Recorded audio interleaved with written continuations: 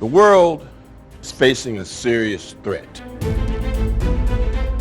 Hi, I'm Jez. I'm a film and TV director, and in this video I'm going to lean on my 20 years experience in the biz to explain why I think Secret Invasion got so much shade from Marvel fans, and then explain exactly why the ending was worth sticking around for. So yes, there will be spoilers, also for Infinity War and Endgame.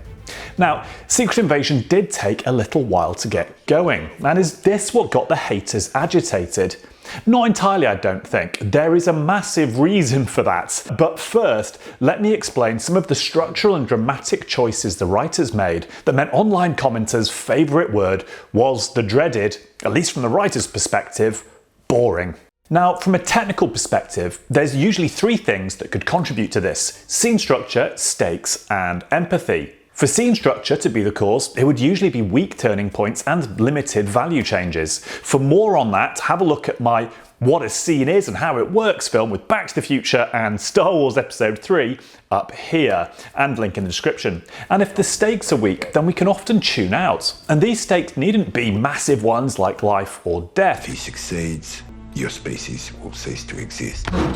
Subtle emotional ones can be just as compelling. That's an intriguing possibility.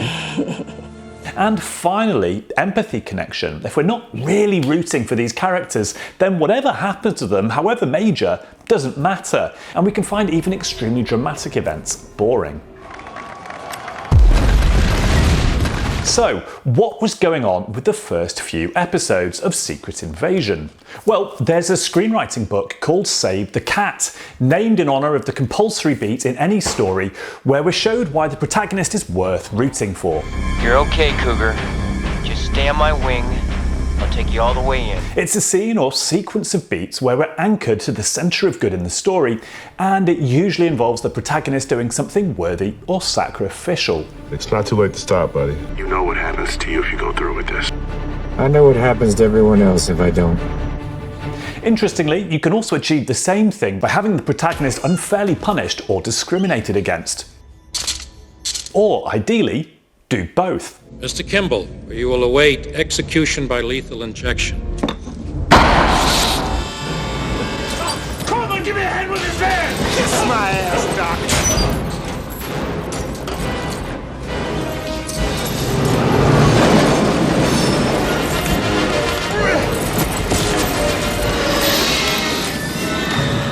And Secret Invasion, shockingly, doesn't save the cat. It takes our investment in Nick Fury for granted, assuming that we've literally just finished a 23-movie MCU binge-a-thon.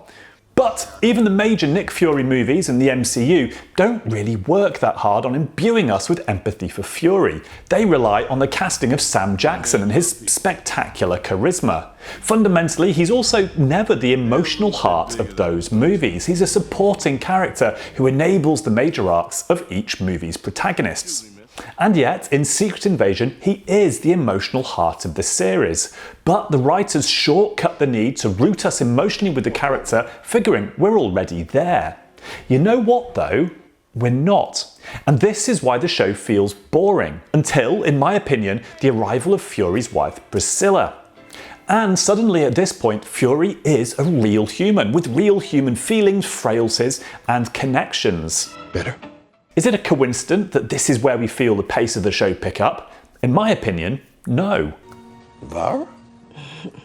One very valid choice would have been to move the introduction of Priscilla up into the first episode and craft a proper Save the Cat sequence for Fury early doors. This would have supercharged all the drama that followed by having us really rooting for Fury and the dilemmas he's faced with. But of course, I understand that nothing is ever that easy, and there'll be 100 reasons why that wasn't done or potentially even possible. Should I be worried about poison? It is worth pointing out that there's a lot of really nice writing through the first episodes. There are strong themes of how we judge immigration and race, whether it's through the plight of the Skrulls. There's not enough room or tolerance on this planet for another species! Or the battles Rhodes and Fury have fought against the white establishment. Men who look like us don't get promoted because of who our daddies know. There's also a lot of work put into creating stakes beyond the standard Marvel existential peril. This isn't a world where established characters are somehow immortal, and if they die, well, their deaths mean something. So, you're the reason I'm taking my daughter back home in a box. We've got Talos and Gaia on opposite sides, a cheerily brutal British intelligence boss, and Fury actually killing people and compromising his relationships as a result.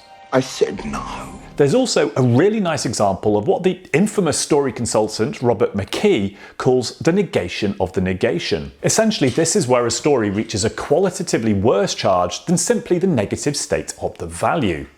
So, some examples. On a love-hate axis, what's worse than hate? Hate masquerading as love. We're honest with each other. On a life-death axis, what's worse than death? Well, death masquerading as life, i.e. a living hell. The undead surround me. Have you ever talked to a corpse? And my favourite, on a justice-injustice axis, what's worse than plain injustice? Well, injustice masquerading as justice. I have to know if what you told Dufresne was the truth. Yes, sir.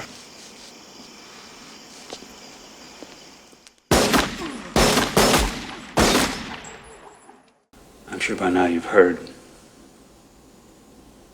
Terrible thing. When this happens to a protagonist, it really gets us here, because if it's ever happened to you in real life, it really is an awful feeling. Interestingly, episode 2 gives us this beat through the show's primary antagonist in the Skrull Council scene. The purpose of tonight is to determine what punishment should be meted out on the individual who has imperiled us all. Not only do we discover the Skrulls have replaced various world leaders, but Gravik's terrorism and murder isn't punished, but rewarded by power, respect, and coronation. Therefore, I nominate Gravik to the post of Skrull General. Most certainly an injustice, but by being endorsed by the Council means it's masquerading as justice. And so now as the audience, we're really rooting for Fury, Talos and Gaia against this organisation as a result. So going back to why the haters hate, aside from the absence of Fury saving the cat, let's get to the massive reason that I think Secret Invasion got so much shade. Nick Fury is a beloved character to Marvel fans, which, it must be said, isn't quite the same thing as an empathetic connection. And the writers made the strong choice to introduce us to him at the start of this show as a broken, washed-up man, past his best and a mere shadow of the man he was before the snap. And for those people tuning in who want to see the Fury they know and love, this is an uncomfortable place to be in, because he's essentially been depowered, potentially in their eyes even emasculated. I mean, after all, he does look like a total bum, right? And this gives these viewers a complex feeling that potentially disconnects them from the drama, hence another reason why the show might feel boring. So why have the writers done this? Well, it's to create a character arc, plain and simple, and also to humanise Fury and create consequence. Do you think you'd be the same if you got disintegrated and then 5 years later came back to life whilst the whole world around you had changed forever? Probably not. And it's so important that massive events like the snap have emotional and personal consequence, otherwise it's just some pretty VFX on screen with superficial stakes. It must be said that making the galactic stakes personal is something that the movies in the MCU have always done incredibly well. Character arcs are absolutely fundamental to creating a satisfying emotional journey for us as the audience. As the emotional heart of the show then, Fury has to have one. It didn't necessarily mean he had to go from washed up to back in the game, but this was a choice that made sense given what the character had been through. If you start the show with him as full power Fury, then you'd have to find another arc for him, and arguably the only way would be down, which ultimately might not be quite so satisfying in this universe at least. Now you understand. And it does need to be said that arcs with returning characters are really tough. There's only so many times you can build a character up and then break them down, so you have to find other components of their character to work on. A prime example here of how essential arcs are is James Bond. Watch an old Bond movie now and it's a little bit like having a Mackie D's after a few pints. Feels great at the time, but doesn't lead to any personal growth or insight. Positively shocking. Up till the Craig era, Bond at the end of the movie is the same Bond as he was at the start, aside from perhaps on Her Majesty's Secret Service. In the 60s, 70s and 80s, the novelty and fun of the rest of the globe-trotting, gadget-busting, lady-boffing package meant we didn't really mind too much. But along come the late 90s and the Bourne Identity, and Bond suddenly has to move with the times or be left behind. We had to add depth to the character and give him growth. So the Bond movie with the biggest arc? Casino Royale. And that's one of the reasons why it's the best.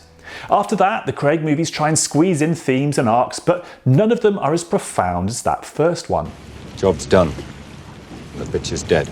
So that's what Secret Invasion is going for here. What does it take to bring a broken Fury back from the edge and turn him back into the champ we know and love? And that, along with the big themes of race, immigration and identity, is what the show's about. I knew the only way for me to keep my end of the bargain was to build you a home here. Which brings us on to the ending. Now, there's a lot to talk about here. Spoilers obviously incoming. I won't go into a deep dive on the excellent fan service in the final battle because other channels will no doubt do that, and probably better than I could in any case. Instead, I'm going to talk about the story mechanics of why it worked and what the show is trying to say. Is that what I think it is? Fury's arc from washed up bum to coat and eye patch is completed by the end of episode 5. But there's one major part of his journey that's yet to be resolved, and we're shown this in the very first scene of the final episode. I'm going to come back to this, but first let's talk about the really neat writing involved in the final confrontation and twist.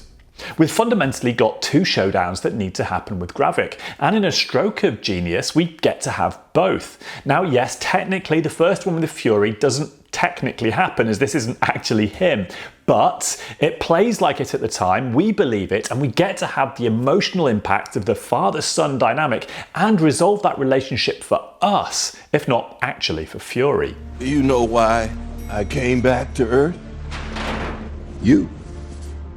You were the youngest Skrull on my team. It also gives us the opportunity for some thematic heavy lifting.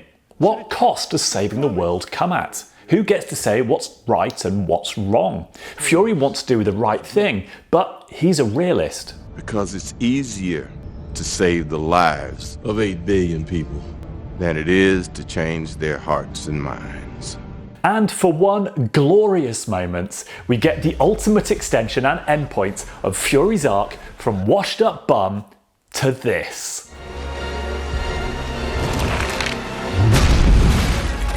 I mean, Fury with Hulk powers, come on. And if you're the writers, how do you make this beat land even harder? By beforehand having Fury radiation poisoned and on the verge of death, so that when the scene turns, it couldn't turn much more dramatically. And if you're wondering why Gravik would have turned the machine on and risked powering up Fury 2, we have to assume it only works on Skrulls, so this is not what he was expecting.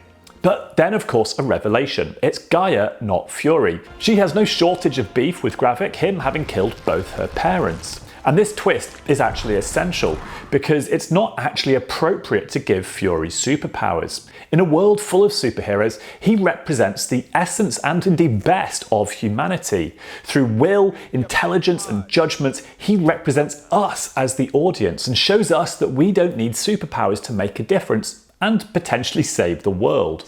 Sir, you're looking at your enemy. But this moment means we get the thrill of that idea, the confrontation of hero versus villain, and the rush of insight to give us the appropriate confrontation to avenge Talos. I'm going to skip across the following beats of climactic action. That's a whole different art form I'm going to talk about in another vid later on the channel. You're just like your father, just like them. So we pick up with the Skrull plot vanquished, US attack on Russia called off, and Gravik and fake Rhodes dead.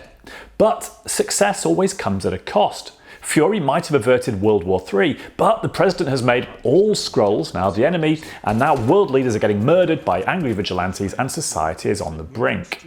This is a perfect example of a positive, ironic ending. Success in the A story is achieved, but at what cost? Those big themes of tolerance, immigration and race aren't going away. If you truly care about the Skrulls, get them off my planet. I've spoken about the nature of sci-fi in my films on Silo and Star Trek, links here and in the description. And yes, technically this is more fantasy, but the Venn diagrams overlap. In the process of asking big philosophical questions, Sci-Fi is about using metaphor to illuminate the human condition. I was relieved that we made it out alive. I was relieved too, till I watched that hateful-ass speech you made. And illustrated dramatically through the plight of the Skrulls, this is a show about tolerance, inclusivity, and acceptance of people for who they are. Because at the end of the day, we're all just the same bag of blood, organs, and bones, and no life is more important than any other. So, in my opinion, the most important scene in the show? The final one between Fury and Priscilla/Vara.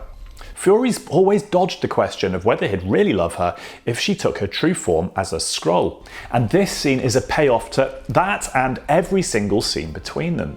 It gives us feels because it tells us something we know deep down to be true.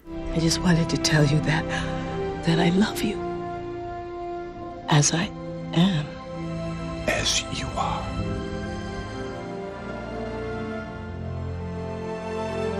It also underlines the entire theme of the show and completes Fury's arc. How do we see him arrive? Solo. And how do we see him leave? What's the show saying? Together, we're stronger.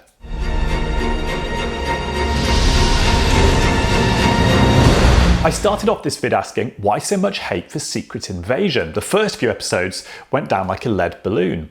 Well, at the time of recording, the finale seemed to have had a much better reception, so I'm glad you're appreciating some of the superb storytelling in this show. Like everything Marvel, it does leave some questions though. Have we really witnessed the birth of the most powerful superhero in the MCU? Is Jude Law coming back? And what's our morally questionable, hilariously unflappable Brit up to? It's unlikely we'll get a season 2, but I'm sure Feige's got a plan. He always does.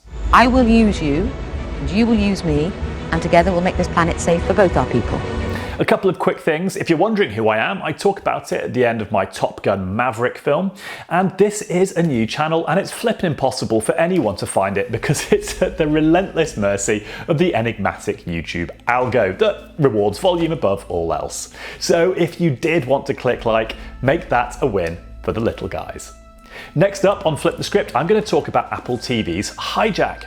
In the meantime, what did you think of Secret Invasion? Agree or disagree with my analysis? Hit me up in the comments, I'm pretty good at replying. Catch you next time.